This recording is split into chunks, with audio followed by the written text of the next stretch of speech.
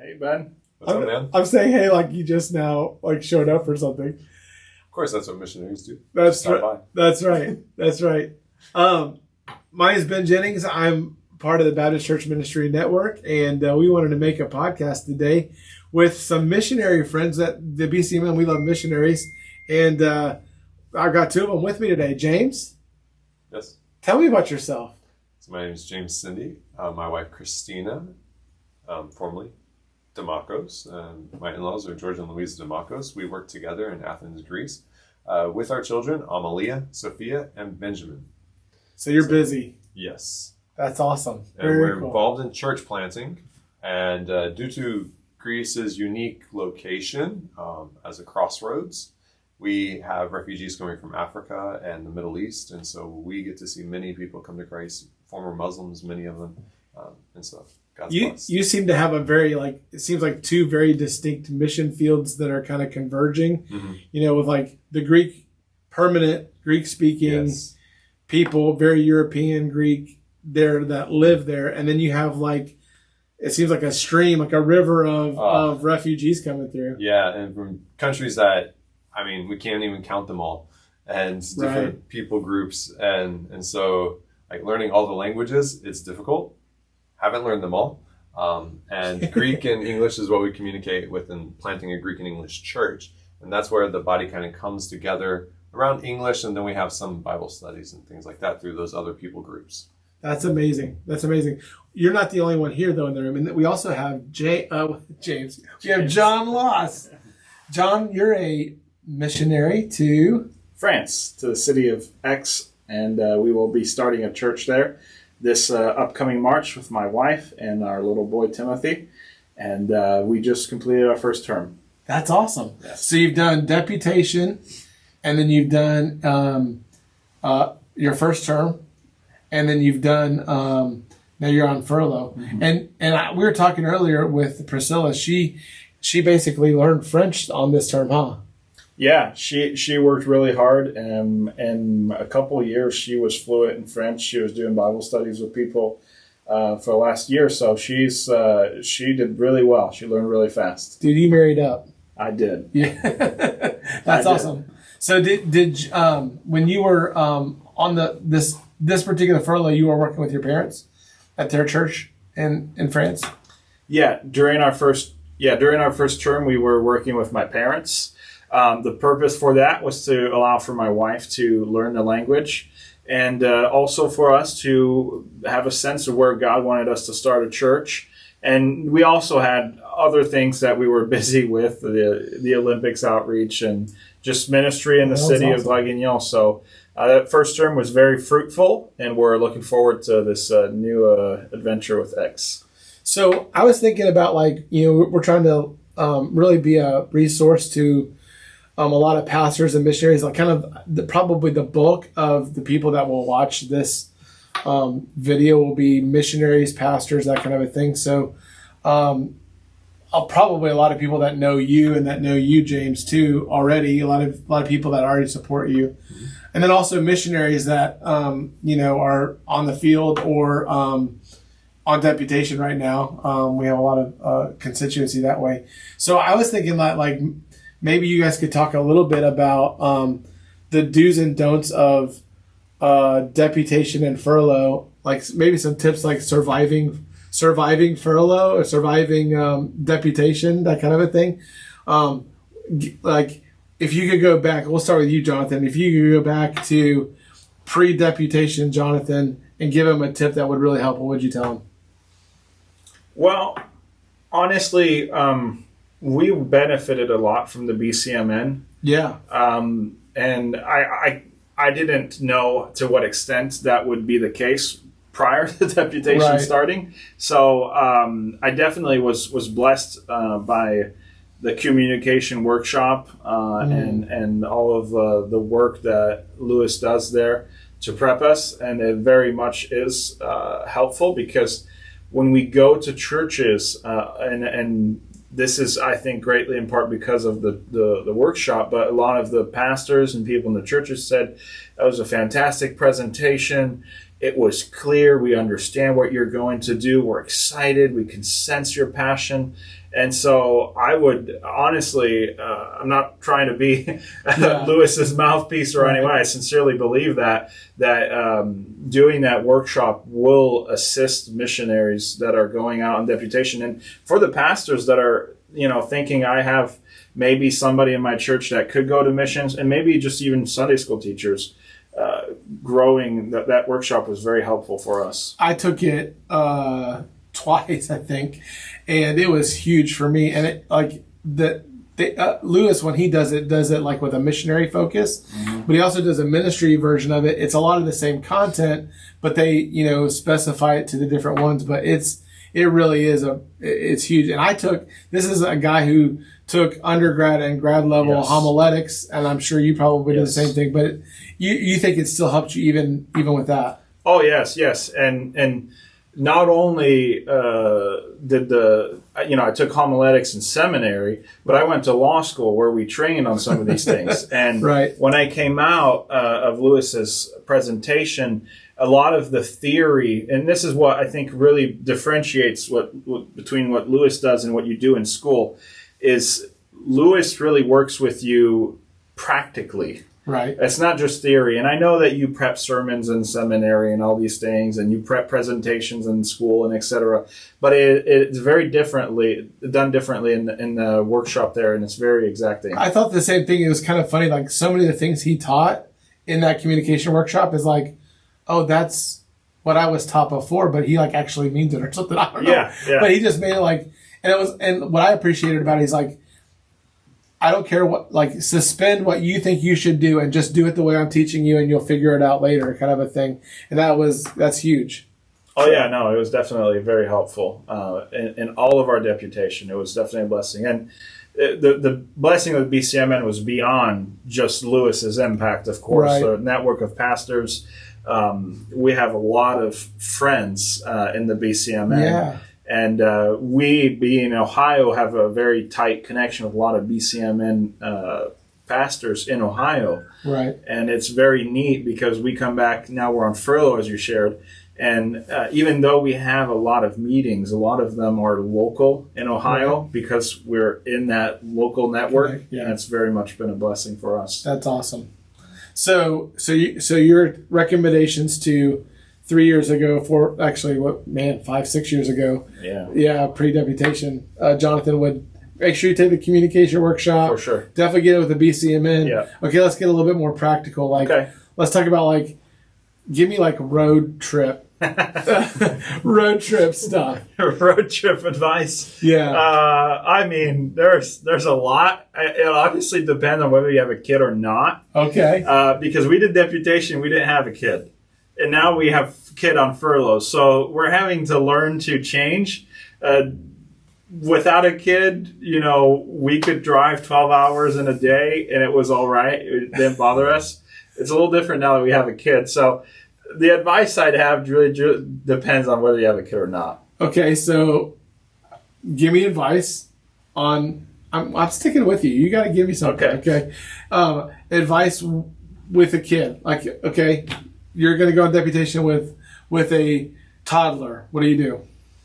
Well, plan your trips around his nap times and his sleeping time. Yeah. And then break them up if you can. Yeah. Is what I'm learning. And we're still learning. We've only been on furlough for about a month now with Timmy. He seems to be thriving, though. He seems to be doing pretty good.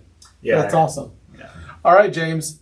I have a feeling like what you're going to say is if you're going to go on deputation, do it by yourself. Don't take the family. I'm totally joking. No. So give me some tips. One, definitely include your family. Yeah. that was.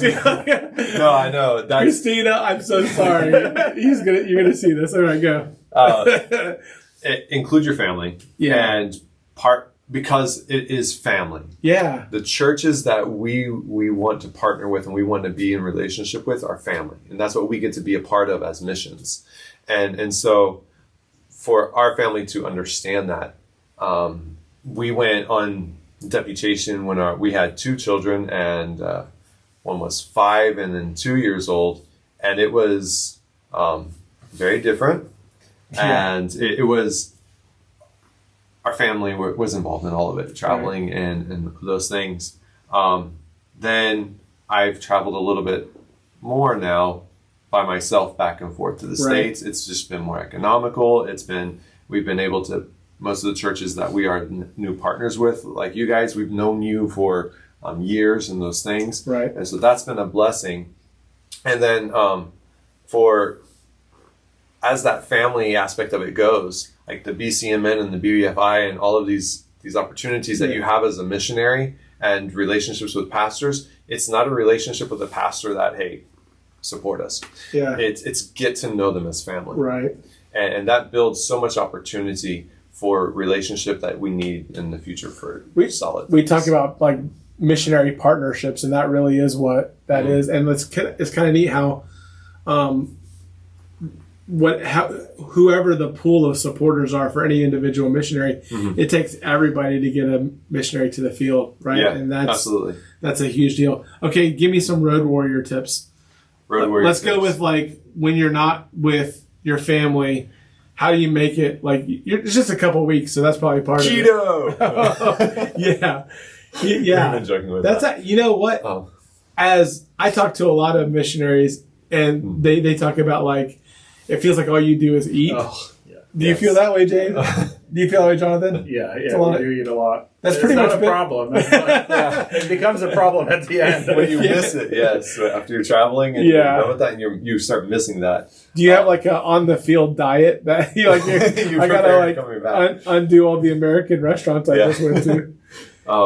But yeah, one for me when I'm traveling, I travel with keto stuff, and it's easy just to keep things packed like tuna and things like that when I'm traveling. Easy meals, protein powder and stuff. I'll just like whip it up on the way and be like good to go. Nice. Those kind of things on my own, and then family and churches and missions apartments are so valuable for missionaries. Yeah. And me being single, it's great because it doesn't matter what it is. If it's a bed, when you're not actually single, right? Yeah, when I'm traveling by myself. I just want to be clear with Christina. When I'm traveling by myself, it's like it doesn't matter. Yeah. But then with our family, it has been amazing. Like the missions apartments, it feels like home to our kids. It's like literally like that for us as we're moving around. And so that's just been vital for us. And with inflation, like, and the cost of like travel, I'm sure is just like really big. So like having that's a big deal. Yeah, that's really cool. Tell me a little bit about we talked a little bit about this this week, and your situation is pretty unique, James, in that you kind of have almost like I said earlier, two sets of like mission fields, or two very distinct mission fields. One being like the Greek people living there. They're pretty like they're long term. Greece is ancient, so you have like this long term like thing, and then you've got people coming from everywhere, passing through. They're coming to leave, right? Mm-hmm. Like, and so talk a little bit about the tension between those two ministries that you have. It's nothing new, right? Which it's pretty cool being in Greece because you can see how Paul kind of faced these same things. Right. And the different relationships. And so you do have like the benefit of the people that are there for short term, and you just get to disciple them. Mm-hmm. And you hope that they catch as much as you can. And then they're going on to another country. And what you really hope that you instill in them is a taste for the Word of God, a value for their personal relationship with Christ. Right. And if they can have those two things fundamental in their life, then they're going to seek out a good church that has good relationships with that. And so that's what we're hoping to instill in them, so that when they go somewhere else, either they're going to start that. We've had many of them go to a different country, different church, but then they start a Bible study and they're grounding it and they're reaching people. And then that church is like, what are you about? Yeah. And so that national church there gets like some revival and some good doctrine and grounding in them from that. And so that's been pretty amazing seeing that happen. Right. In Greece, though, for us, it's disappointing because these people that you've invested time with and that relationship is so close, they go on to another country. Oh, yeah. And you wish you could keep them there. Right. And then being a church in a Greek Orthodox country that is closed, and just because we are not part of that system and because we believe in personal relationship with Christ and founded on the Word of God, not oral traditions and all the saints and these things, we're heretics. Right. And so it's really difficult there when you're reaching the nationals and the locals, right. And you're just like, but see these people, you see this like life that's so transformed radically from Islam and from these other countries, and you're like, you see it, it's here. And so I think it's kind of it's kind of a contrast to think that like if you would have thought, okay, which people would be harder to reach? People who are Greek Orthodox who already know who Jesus is, believe, and all that, you would think, oh, it would be easier to reach them than Muslims. But actually the opposite has been true for you. Opposite happens. And that's exactly what happened to Paul in Greece too. Right. When he was in Corinth and stuff, he's like, the Jews blaspheme him and they try to have him stoned and take him to the Bema seat. And then, but the Greeks, they believe in him. Yeah. And then one couple, Aquila and Priscilla, they got saved and it's like moved around and yeah. It's hard, and the frustration is there, the tension is there. God is there, though. That's awesome. And so that's what we want to see growing long-term in Greece. However, God's going to continue to working and blessing in those things. We're praying that we will be able to see these immigrant populations stay in Greece more and see the community transform That'd there be awesome. and reach Europe and continue that from Greece. Jonathan, what are some of the challenges that are unique to France? I mean, I feel like missionaries everywhere always have resistance to the gospel. Yeah. You always have cross-cultural dynamics of trying to kind of connect with people and reach people. What are some of the ones that you feel in France? What's frustrating in France is there are, I personally believe there are some soils that are more worked than others. And so when the sower comes, he tends to find sometimes harder grounds in some countries. Yeah. And I don't say that some countries are easier. It's never easy, no matter where you are. Right. But France, I would liken to a desert. If you look at the history of France, it has always been either Catholic and strong, staunch Catholic country. Yeah. And then in the recent past, it's become extremely atheist. And it flipped really fast. And in the span of 50 years, it went from being a very Catholic country to completely rejecting Catholicism and what they perceive as Christianity. And so you come into a field where not a lot of people have been there before. France has never had a Protestant movement, and when it did, they were slaughtered and they fled the country. So there is not much that we're building on. We're not really some plant and some water and some reap. Well, we're kind of planting a lot, and we're having to break the soil. So it's a very difficult field for you as a minister, because it can be very frustrating when you have a lot of rejection. There's very little awareness of their own lostness. Is that kind of a way of saying it? Yeah, there's very little awareness of their lostness, and if there is, they automatically assume that they understand what Christianity has to offer. And so they perceive Christianity as really, in essence, a works-based religion, because that's what they've seen at the Catholic Church. And so when you come to them, and I'm sure James could relate with the Orthodox, when you come to them, you have to bridge all these, gaps that they've made between them and Christianity and teach them what it really is. So it's a work of patience. It takes a lot of time, but it sounds like it's like not just construction, it's deconstruction and then construction. You have to kind of undo something before you can build.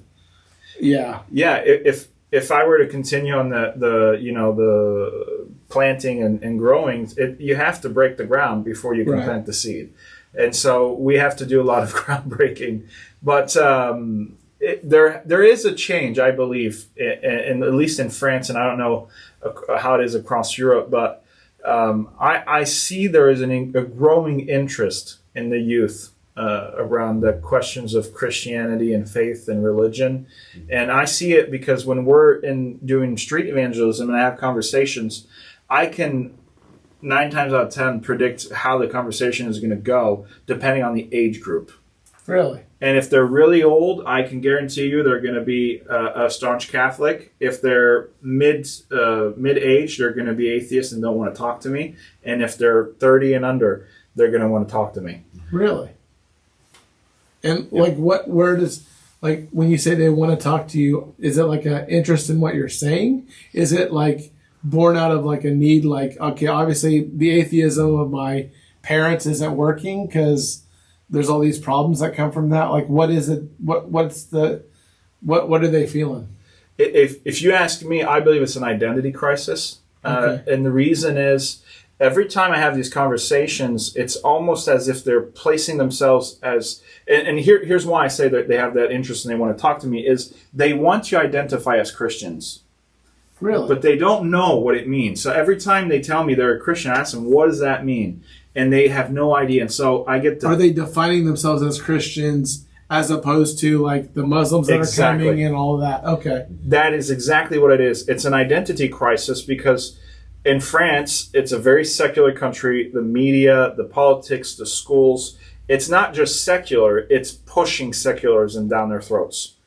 And I believe that they're kind of like their immune system is saying, this is empty, and we don't find any values, anything to grasp onto. And so they're seeking for something. And so I hope and I pray that could be the start of a revival in the country as these people seek for new answers. It doesn't mean it's easy. It's still difficult because you still have to bridge all these same problems that they bring. But there's a renewed interest that I see in the youth. That's amazing. And you would think, and that makes sense to a certain degree.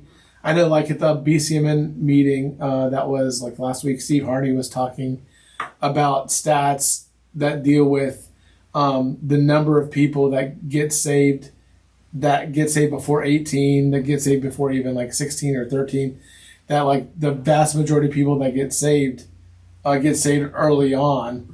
So you're more open to new ideas. That may even be why the old joke is young people are liberal when they're young and they're conservative when they're older. But there's a openness to ideas when people are young that I think is really important. And that actually makes it hard, James. You talked about this week with our people how that in Greece there's literally anti-proselytizing laws against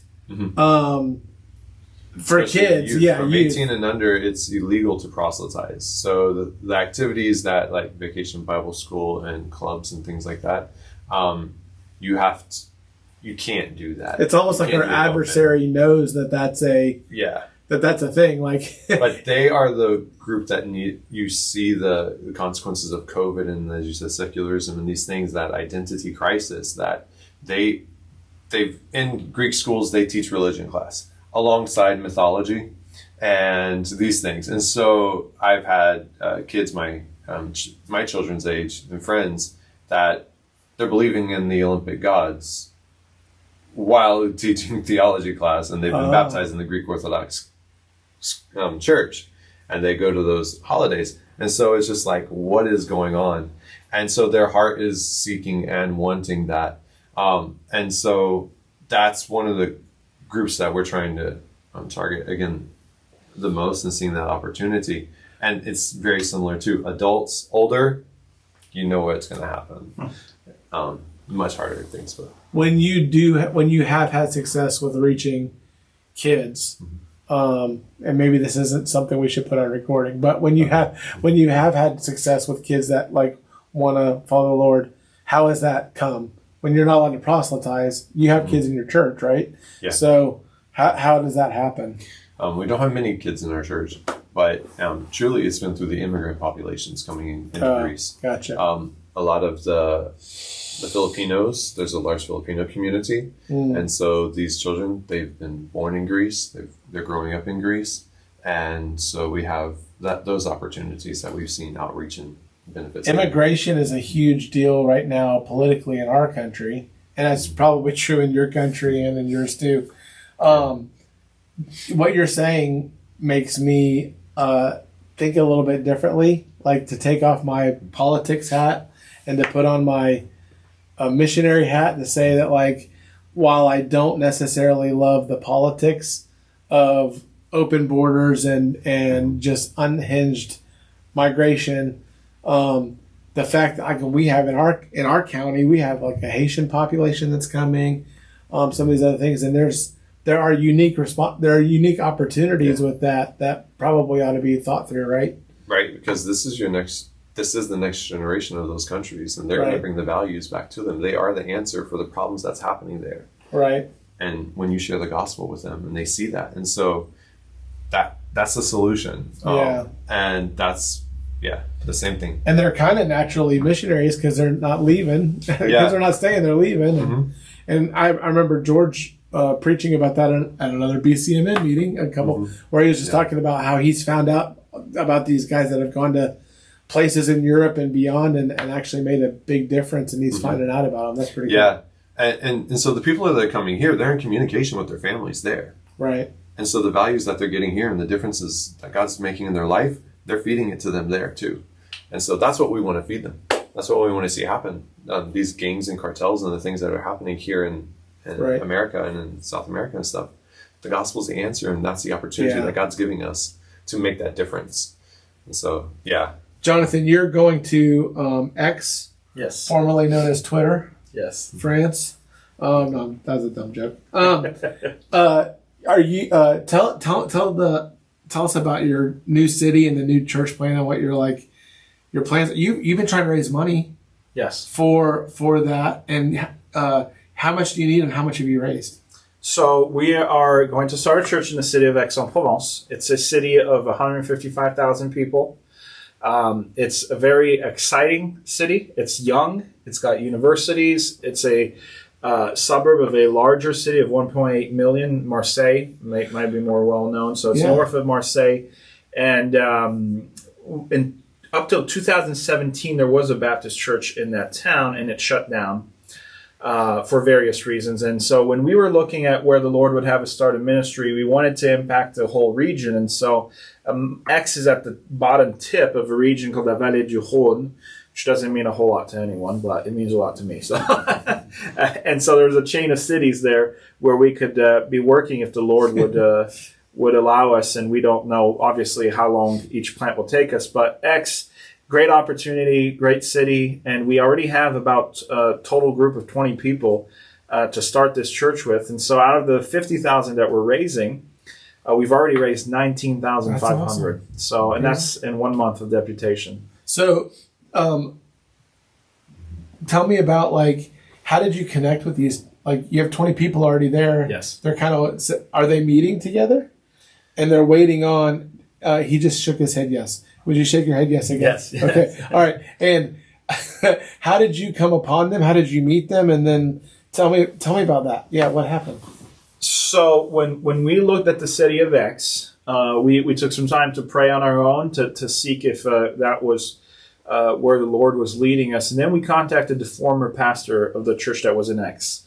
And he told us that he had been praying for somebody to come and start a work in the city, that he saw that there was a need there. And so after talking to him, we met with some of the former people from the church, about 8 people from that old church.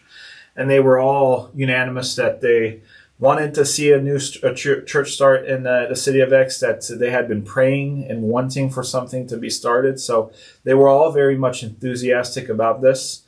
And now 8 doesn't make 20. Right. What we had after that was, because we started meeting monthly because we were tied up with our ministry in Draguignan. How far is it from where your parents are, where you were? So it's about an hour, 20 minutes. Okay. So we were tied in that ministry there, and we also had the Olympics project that was taking up a lot of time. So we couldn't start plant right there and then. So we started meeting with them monthly, and we still are via Zoom. So once a month, I'll join them on a Zoom meeting. Oh, Zoom. I'm just messing. I like to. So we meet in Airbnb. So we always rent an Airbnb. Oh, that's cool. Yeah, and we Zoom the meetings while we're in the U.S. And so we're still meeting. They're still all excited. And in March, we land on a Tuesday. The 2nd, I believe, or the 3rd. You got it down to the day. That's awesome. And Sunday, the 9th, we are doing our first service there. So we're excited. Awesome. So is your idea that at first you're going to rent some Airbnb style things, and then you're just going to like look for a property, a place, somewhere to rent, somewhere to lease? Is that kind of the idea? So right now we don't have either a place to meet or a place to live in the city of X. So the Lord has really been teaching us to walk by faith to a degree that I'm not always comfortable with. But we still have our apartment in the city of Laguna where we were. So we'll do that commute until we find a place. And then when we find a place, we'll probably host the meetings in our house for a little bit. Yeah. Now, with a group of 20 in a house, it can get cramped really quick. So hopefully we'll be able to pivot. I would love to, sometime by the month of August or summer at least, have a place that we can remodel. And because it's a university town, we really want to kind of live on the rhythm of the universities. Yeah. And so we would really love to see end of August, beginning of September, everything set. And we'd love to run our first outreach, in-reach, college back to school event where we'd be able to bring some people in from the universities. So that's awesome. So a lot of work ahead of us. We're going to do a lot of evangelism, a lot of strategic planning, finding a place, working on all kinds of different aspects of starting a church. Now, one thing that both of you just experienced, and maybe this is getting really personal for our recording, but one of the things you both experienced on the field is having family on the field, not your personal family, but your actual, your parents, and that would be Priscilla's in-laws, and then your in-laws, your wife's parents. What are some keys to, having good relationships and doing work together as a team with actual family? Has that been obviously? I know that both of them are in good situations. Tell us all your drama and let's record it and put it on the internet, right? I'm not asking you to do that, but what are some keys to that going well? Maybe some of the challenges with that. What do you think, James? They were veteran missionaries, and they knew us, my wife and I, before we were missionaries. They invested in you a lot too, didn't they? Yeah. You personally. So, ministry and being in ministry, I really learned from my father-in-law, and being with him and being the opportunity of it was there. And so he's a pretty passionate guy. Yes. And he's always given me the room to be who I am. And he's always encouraged me in that way as well. And so I really appreciate that those opportunities. That's a unique thing, because George is an awesome guy. You can't be around him very long and not love Jesus for sure. And I got a communication workshop every day. Speaking. And so he's so that aspect of it, it's just God has really allowed us. I don't know if it's because who I was in young and then who he is, and we just kind of grew to compliment him, or that's just who I am. And God, I really don't know now because it's been 20 years in ministry together. Right. But it's just amazing how that has happened in our life. How did you meet the DeMacoses? I don't even know that story. So were you just interested in Christina and it worked out? What did you do? Not quite. It was a little byproduct of it. Yeah. But, my father had gone on a survey trip to Greece and met some missionaries there. Oh, okay. And so we were here in America, and he was like, well, there's this missionary family that's from Greece, and when we get there, we'll know someone. So we traveled 45 minutes and went to this church, and something happened. They didn't go out with the pastor or anything with like that. We got to go hang out with them after the service. And so I had 3 younger sisters, and Christina gave her contact information to my sisters. And then we started talking online. Better digits on the side. Yeah. Okay. Yep. And so this is like AIM and You've Got Mail. I know. I was about to say, was this on MySpace or no? It wasn't even MySpace. Do you remember Zynga or yeah? Yeah. No, you don't know. No. Okay. It was just AIM and You've Got Mail. That was AIM it. was AOL. And very expensive phone cards. Phone cards. Oh yeah. I remember this. So like AOL Instant. Okay, so here's what we got to know. What was your AIM handle? What was your screen name? Do you remember? Yeah, it's James for him 17 because that's how old it was. Yep. Was it the digit 4? Digit 4, of course. James that's all it was. Him 17. James for him 17. Was 17 your age at the time? Yep. Of course it was. Yeah. Mine was BBC for God. Oh, so you're more specific. I was more universal. I was at BBC for. I didn't actually think through the fact that I was only going to be at BBC for 4 years. Yeah. Anyway, it's okay. I'm not on AOL anymore. So. Okay. Well, that's cool. So, yeah, and then I got to go and when the Olympics were in Greece in 2004, got to go there and work with them, and then just God's opened the doors in the ways. And that's awesome. You worked with your parents. That I'm sure went great. Like, what are some keys to? And this maybe even broaden this a little bit, like working as a team. And obviously, you're not going to work as a team anymore. You're there's a team of people there already. But like, I know that like sometimes that can be a challenge for missionaries on the field. You kind of go on deputation, and you're like this. I'm casting a vision for my family to go, and I'm a sole proprietor, and I raised all my funds to go to my field, and then you get to the actual church, and it's not. You're not necessarily the senior pastor, and like that.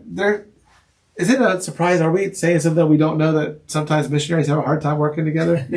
That can happen. So like, how did it went well with your parents? What were some of the keys to that? Well, there were a lot of factors. I mean, I don't know how it is with in-laws either. It's a different scenario as well. Yeah, for sure. This is my dad. Right. There's a natural submission that you have to him because he's your dad. Yeah. Exactly. So I didn't necessarily have much tensions because it was my dad. And another thing too that was important is we knew we weren't staying. Right. So in my mind, I always knew this is not. Be careful. I'm not trying to take over a bunch of stuff because I'm going to leave. Right. Sense, yeah. Right. Well, we were heavily involved for sure. And actually, Dad's vision was. Dad told me, he said, "I'm going to let you do as much as you can because you get the experience you need." So it was very kind and considerate of him. But at the same time, I also needed to consider, I'm not going to be there in 3 years. So I need to think that, I can't just change everything because, well, first of all, it has to run by him anyways. Right. But even if I wanted to change everything, he's the one that's going to have to carry it on later. So I came in with this attitude that I needed to, and it's also just, I think, normal in good ecclesiology to understand who's the head pastor and what your place is. So. I think you're right. Yeah, like there has to be someone that makes the final decision and leads and is charged. And I think they call that the bishop, like the, pastor. Not that there's a hierarchy. Yeah. That I get the idea there. So you've got to be humble enough to like know who's in charge and who's not. As you're trying to build your team now, we're talking to the internet. Is there anybody? Are you willing to have somebody come help you? And X, are you wanting that? You're asking my people to come, which is fine. I want to send them. So, and I have some I'd rather send. No, I'm joking. That's a joke. I want them to go. You need to leave. No, but it's going on the internet. Yeah. I didn't say who. No, but seriously, like as you think about like people coming over, like, are you open to that? Oh, I would love it. We have been praying, and we really would love that. Obviously we have to have a like-mindedness, and there has to be a clarity as to the dynamic as well.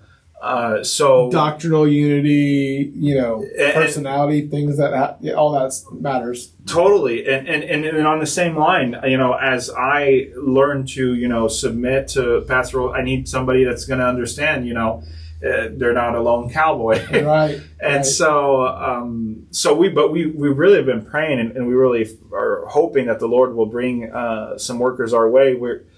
We have a young man that we're praying for, particularly who's in Canada and who has potentially a desire, and so we're letting him figure out what the Lord has for his life, but we're definitely hoping and rooting for one answer over another. And since this is going to the internet, any of you who want to come, please look at the camera and make the plea. Please put some violent music back there. Yeah, exactly. Yeah. Please join us. We do need help. France is I'm going to just go on this really quick, but is one of the countries with the least missionaries in the world. So it's a tough place, and we need people. To speak to that, like when you think about the missionaries that you have that you know other missionaries in France, where has there been success in American missionaries or other foreign missionaries getting the French to actually take on leadership, national leadership? Has that happened? I'm sure it's hard, and when it's happened, what's been the key to that? Oh yeah, it's happened. I mean, it happens. I mean, it's not like missionaries go to France and never see any growth. Praise the Lord. Yeah. No. There's definitely growth, and there are churches that are being handed off that are growing. So no, there's definitely, and we're definitely aiming for that as well. Right. The keys are the same that they are in any, I think, church planting ministry. You have to reach people, you have to disciple them, and that discipleship includes all aspects of life, because handing off a church to a national means that your church is not only spiritually mature, but it's also financially viable. Right. And so you have all these challenges that you need to meet. And I would say that in Europe, and I'm sure Brother James here could attest to that, the wages tend to be lower. And so when you're asking people to tithe, you're not necessarily going to get, one, as much as you would in the U.S. with people that are tithing. And secondly, you're also, it's harder, and it's wrong, okay? We try to teach them, but it is harder for them to get into this habit of tithing because they're in a socialist society where they're paid taxes all the time. Mm-hmm. And you're basically telling them, I'm going to add another 10% tax. Now, that's wrong. That's biblically wrong, and we try to disciple them. But those are some hurdles that you have to get. It's definitely a challenge. Yeah. Especially when there's not like a culture of that in the church kind of naturally, In the country. Right. America. That's what I meant. I said church, but I meant country. Yeah. Like tithing is not something that's even known about. Yeah. America is one of the top countries in the world when it comes to giving in general. And that's partly because it's not a socialist country. Right. So when you're, browbeated with taxes all the time, giving is not as common in the society. So it's a challenge. It's not an excuse, though. I understand. No, and I would say that connects with me, and just in this moment of to think that, like, man, it's really important that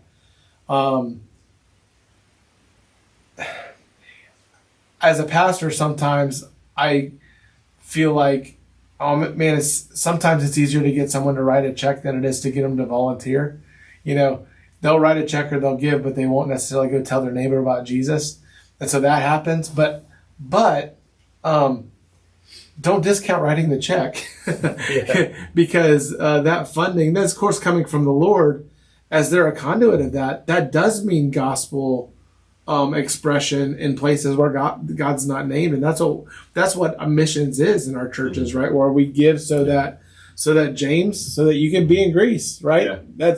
Talk about the importance of the giving of churches like BCMN churches and others to helping you on the field? Well, our ministry, it's vital because the situation that we're dealing with, so many refugees coming through. Oh, yeah. And so transient and then moving on. They don't have any money. Well, yeah, one, they're just with the clothes on their back and whatever they could carry. And then they're starting over. And then we have short time with them. So they're there and then they're gone. And so we're trying to just be that and show the relationships that a church would be. And so that's what we're trying to get the church kind of growing and understanding that and seeing that and then reaching out to them and being part of that community. And the Greeks themselves aren't funding you and George and everybody to be there. They're not paying for their own evagelism. Mm-hmm. You know, that's not for what these happens. Outreaches and things. Yeah. And so that's part, the church relationships here in America, that partnership is so vital for that opportunity. Mm-hmm. And it's amazing because you get to see the fruit that is, as then Paul talks about Aquila and Priscilla in that relationship. He's like, not only I give thanks to you, but all the churches of the Gentiles give thanks to you. That's what we get to see multiplied and through these efforts and things. And so we're praying, Lord willing, as we're there and circumstances are changing. Greece is coming out of the economic crisis and people are having jobs more, that they will take that. This is ours. This is our opportunity to be something greater. So, guys, it's been really fun talking to you guys. I don't know, we'll probably eventually post the whole interview and then we'll break it up between different things. But I really appreciate missionaries like you doing what you're doing. We had a little bit of a conversation last night, Jonathan, I think you and I did. I think, James, you were there too, where we were talking about how missionaries sometimes can feel like, and I'm not trying to correct you on the internet here, Jonathan, but you feel like when you're doing deputation and furlough, you get to a place, and I totally understand what you were saying. You were saying, man, I get to the place where I'm done with deputation. I feel like I'm not making as much of a difference as I want to make in the lives of people because you want to do that one-on-one personal ministry when you're on deputation or when you're in the gap. And I told you from a pastoral perspective that you do provide a service and a ministry on deputation because there's a way that you can inspire our people to give and to send and to go and to pray that I can't do as they hear me all the time. And I don't have the passion for the French people that you have, and I don't have the passion for the Greek people you have. And missionary, BCMN missionary or other missionary that's watching this, don't discount what God can do with you, both when you're home raising money and when you're on the field, because it's so important that we do have people who pray and give. And then, of course, we want to go. I was struck at the BCMN meeting last couple weeks ago. John Conrad said that of the over 3,000 people or 3,000 churches that give to BBFI missionaries, it was something like, and I did the math, it was around 8%. Only about 8% of the supporting churches are sending churches. And I know for me at Trinity Baptist, and I'm sure there are so many of our network pastors that are watching that have a heart to actually send laborers into the harvest, right? Like, and just in a couple sentences, talk a little bit about how cool it would be for you to have like a host of, like, how cool it would be 2 or 3 more missionaries to come help you at X and then out. What would that do for X or for Athens? Talk about that a little bit. If we had 2 or 3 people come work with us, we could start a larger church planting movement. Because, like I said, we're not looking at one city; we're looking at a region. Yeah. And God has laid on our heart to start churches that will start churches and to chain up that whole valley. Now, physically, for me to do that alone, it's a task, a huge task. But if I have people that come and work with us, then I already have places mapped out that I'm like, here's where we can start a church, here's where we can start a church. And if we got people that are willing to come and work with us, we can make that happen. That'd be amazing. Do you feel the same way, James? Absolutely.